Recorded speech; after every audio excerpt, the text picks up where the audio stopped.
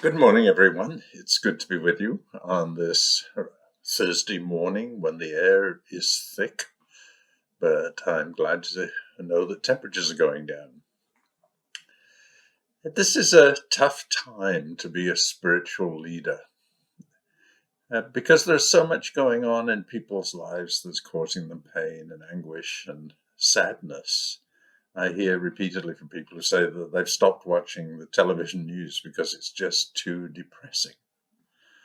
And so much is going on there. I guess there are three obvious areas at the moment. Number one is the ongoing struggle with the COVID-19 virus and the Delta variant and other possibilities. And who knows how safe it is to go out anywhere.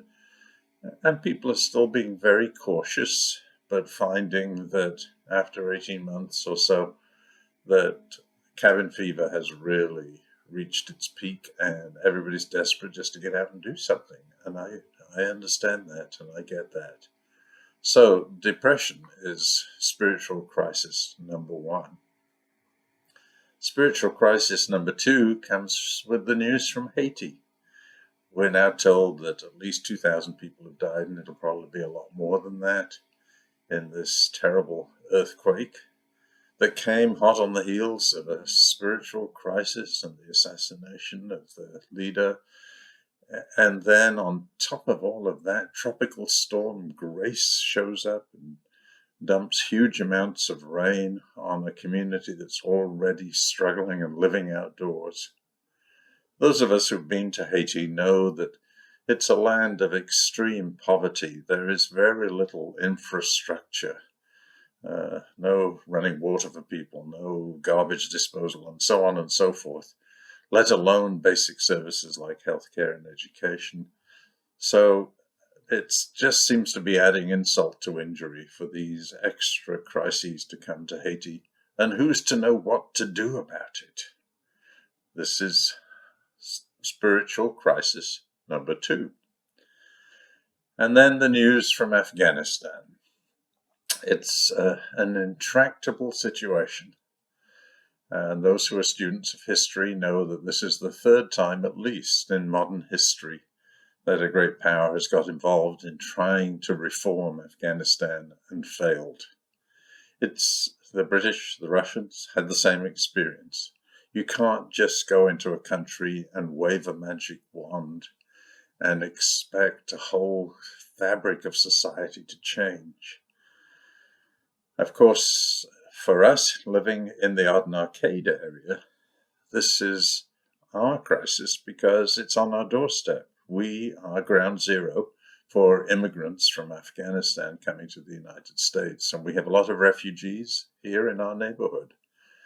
And we're told that we are the prime target for new refugees who will be arriving in the next few weeks, and some within the next few days from Afghanistan. And I just mentioned that today is the Muslim feast of Ashura. This is a huge celebration. This is the biggest holiday for Shia Muslims, but it's also a fast day for Sunnis. I can't imagine that there is much celebrating going on in Afghanistan and in the community here, because people are so caught up in the desperation of so many who are trapped in this terrible political situation. So there we have it, spiritual crisis number three. And at the risk of being sort of trite about this, I want to suggest some avenues out of spiritual crisis. And in my years working as a therapist, I used to say to people, especially if you're dealing with depression, the most important thing to do is to plan to do something. It needn't be anything great. It needn't be a life-changing scheme. It's just to have something to do today that can give you a sense that you have some power in a situation where otherwise you're feeling very powerless. So let me go through the three of them very quickly. Number one, for personal depression about COVID, the most important thing is to find some ways of self-care. Do something differently that makes you feel good about yourself. For some people, that might be creating a new garden, planting some flowers, planting some vegetables, start a new hobby, commit yourself to reading a series of books, or carefully head out and go to a museum you've never been to. And when the smoke clears, head up into the hills and go walking somewhere. Look at a lake. Do something that you don't normally do. Go and walk along the American River. Doing something different that's a step towards healing and health is really important. When it comes to Haiti, there's not much any of us can do. The most obvious thing is to give some money. Money that goes to the United Methodist Committee on Relief for Haiti relief will be spent for food, for emergency supplies, medical supplies, and so on. Please go ahead and put in a check or pay as you normally do, and just say on the check, Haiti relief, and then we can send it on to the United Methodist Committee on Relief.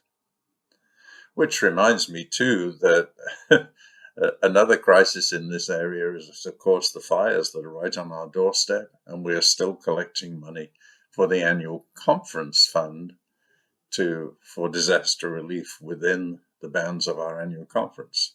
So if you want to donate some money for that, please just put disaster relief on a check.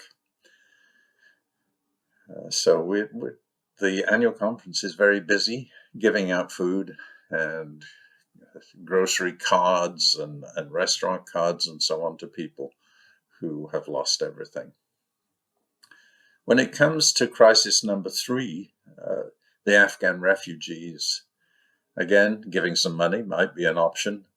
I was delighted this morning to discover that Opening Doors, they've been having some problems with their website, but it's now back up. And Opening Doors has, not surprisingly, opened its doors again, because after several years of declining funding and because of declining immigration, they had fewer refugees arriving, but all of a sudden they're inundated. So they're looking for lots of volunteers.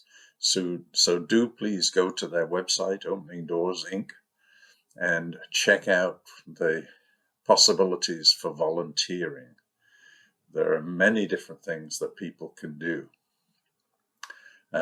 Check out the options and see if there's one that fits you.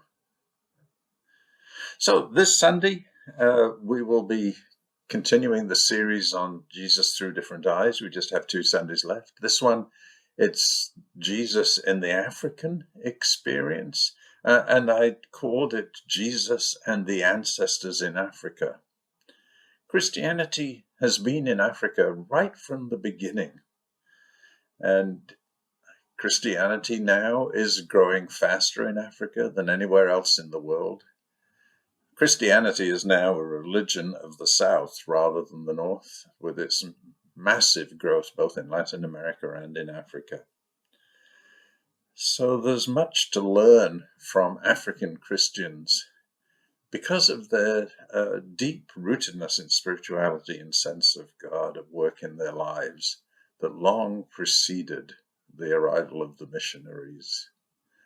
So I want to share a prayer in closing. I have learned so much from African friends and living in Africa about spirituality that I sometimes say that Western Christians say they believe in the immanence of God, that God is everywhere. Well, in traditional African understanding, that goes without saying. God is as near as your next breath. God is in everything and working through you and through the whole of creation. The immanence of God isn't something you believe, it's something you live. So I have a prayer that comes from the Samburu tradition of Kenya. The Samburu tribe is on the northern border of Kenya. It's a very rich culture, very distinctive. And I will share this prayer with you. Let's pray.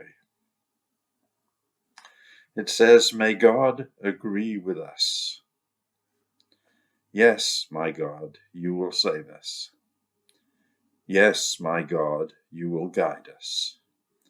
And your thoughts will be with us night and day.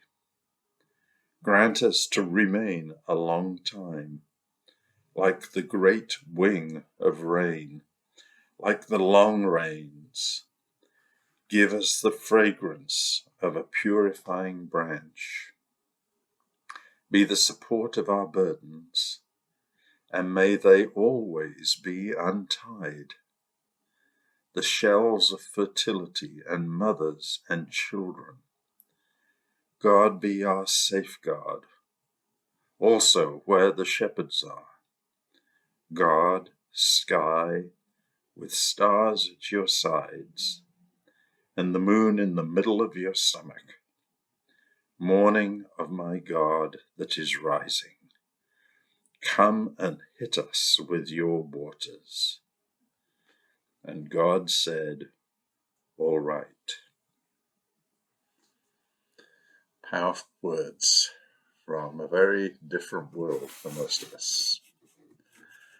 I wish you God's richest blessing today, and look forward to being with you in worship on Sunday morning.